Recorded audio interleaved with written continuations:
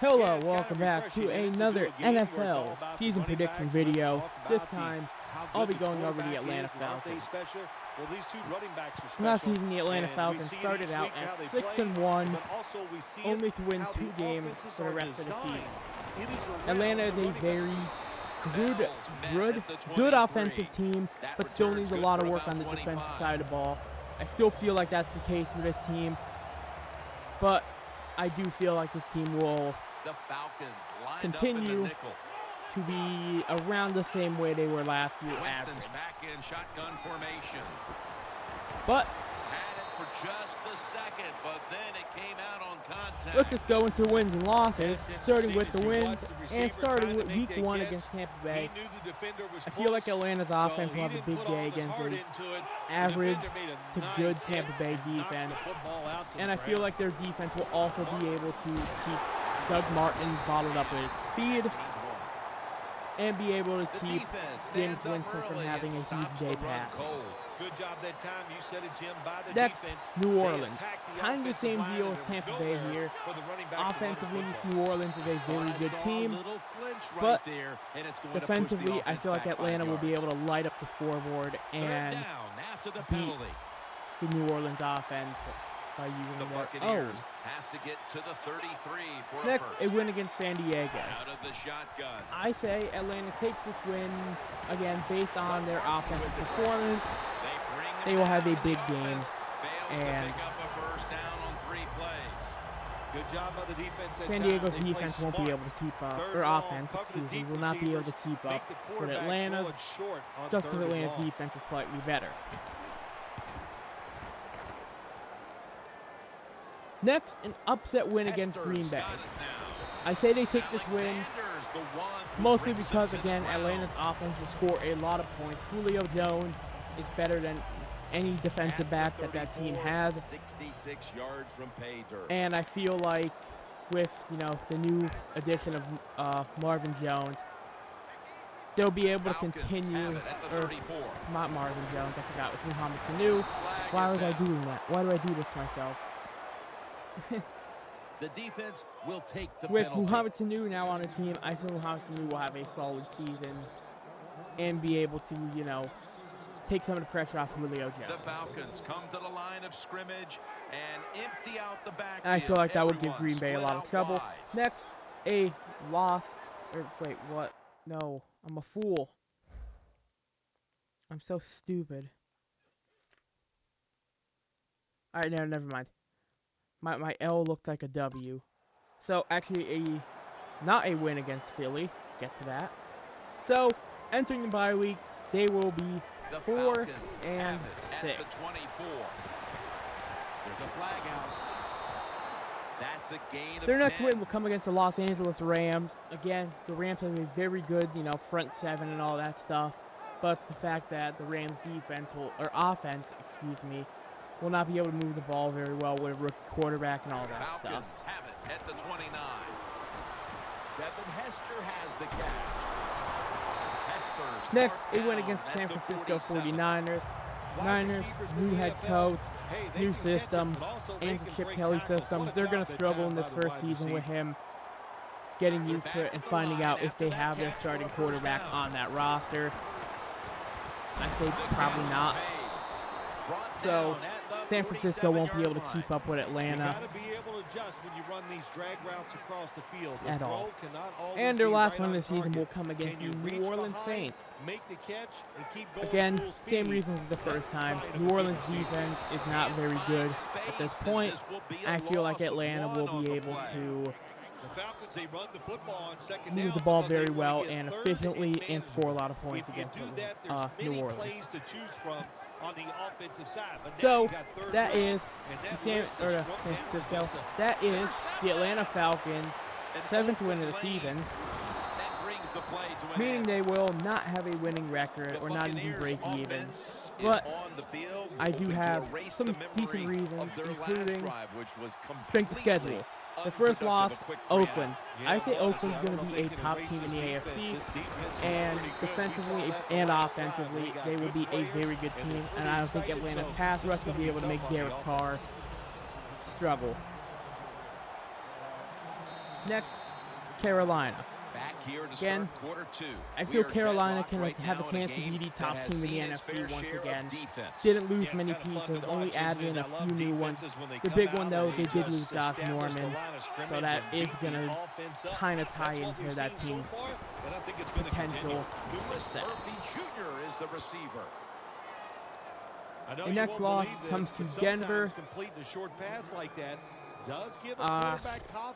Again, Denver's defense will be able to bottle up Atlanta's offense.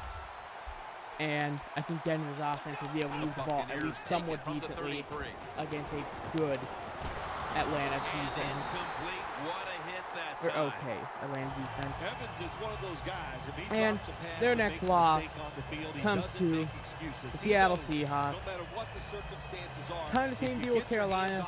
Seattle didn't lose much, and they added in some stuff, some pieces to allow this team to stay as good as they were.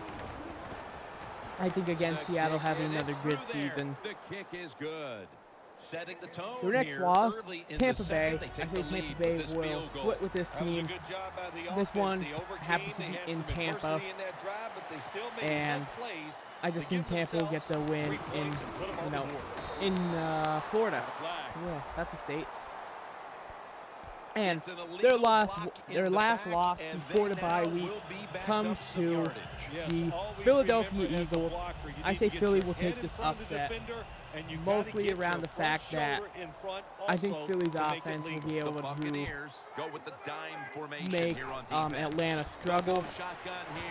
And overall, I think Atlanta could have an issue with Philly's, front seven. So again, 4-6 entering the bye week. Their next loss comes against Arizona.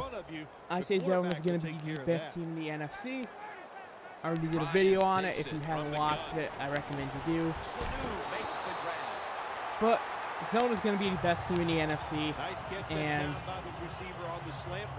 overall, I think it's going to be a tough way. It's going to be a tough situation for Atlanta to do anything about. Next loss, Kansas City Chiefs. Kansas City, good. Defensively, they're good. I pressed the wrong button. The Buccaneers stepping back onto the field to get this next drive underway. Their previous possession was Kansas City will be good. field goal. And I think defensively they'll be able to bottle up Atlanta. And their last loss of the season will come against Carolina Panthers for mostly the same reason. I mean, again, Carolina didn't lose much, and I say that Carolina will avenge their loss last season and get both wins this time. So, with Atlanta being 7-9, they will miss the playoff, and they will be third place in the, I think third place. So they will be second place, or tied for second place, in the NFC South, missing out on the playoffs, obviously with the losing record. But, again, it's not much of a, I feel like this Atlanta team, although has a very tough schedule, does have a chance to surprise a lot of people in a couple games. But it's all based around the offense at this point, as defensively, this is a great unit. So, let us go into bold predictions. I do a bold prediction for every position group: quarterback, running back, wide receiver. Sometimes wide receiver will include tight end if I think of a good one for the tight end position. That's better than my one for the receivers. Defensive linemen, linebackers, and defensive backs. I don't do offensive linemen. It's hard to do a bold prediction for a position that has no stats. And I don't do punters and kickers because I can easily just say he's going to make 40 kicks and not have to talk about it ever again. So, let's start with quarterback. I'm going to say that Matthew Ryan will have a pretty good season. Will make the Pro Bowl as a starter, and will actually get a few people saying he should be on the All-Pro team. Behind his quarterback as the single back. He's hit as he throws it. At running back, both Devontae Freeman and Tevin Coleman, I think it is. Yeah, Devontae Freeman and Tevin Coleman will both rush for over 1,000 yards. Their speed and explosiveness will help them greatly and will allow them to both have big seals. That's his first reception today. Next, wide receiver, Julio Jones will not make the All-Pro team, losing out in voting to Des Bryant. And I mean, that's pretty much that. Defensive lineman Vic Beasley will have over 10 sacks. I will say he will have 11 and a half. There is nothing a quarterback can do except linebacker.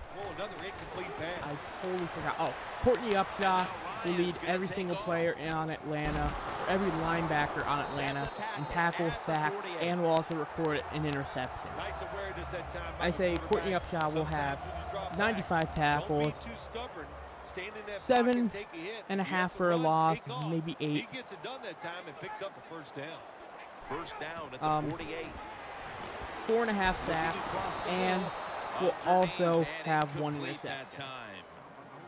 That was excellent man-to-man coverage that time. When you want to shut down a receiver, really and the only way to do defensive back, I say Keanu Neal will have 2 interceptions, 2 forced fumbles, and will have about 60 tackles, but will not win Defensive Rookie of the Year. Tackles made. So again, Atlanta at 7-9 will have a losing record, and unfortunately will miss the playoffs. But again, I kind of do give that to strength of schedule, as they do play a lot of tough teams throughout the year. And Atlanta does have a chance to get some upsets here, or some games that I just didn't give them to give them that winning record. The last time they had it, let's see if their offense this time. But coming up next will be the New York Giants. Again, I'm skipping the San Francisco 49ers because technically they're not a letter, they're a number, so I will have them at the very end. Well, sometimes when you have a talented receiver, you just got to put so, up plays like for that. now, He might drop this a is few, J-Wax. but when he does catch it, he can make a big play. Signing off. Lines up in the backfield.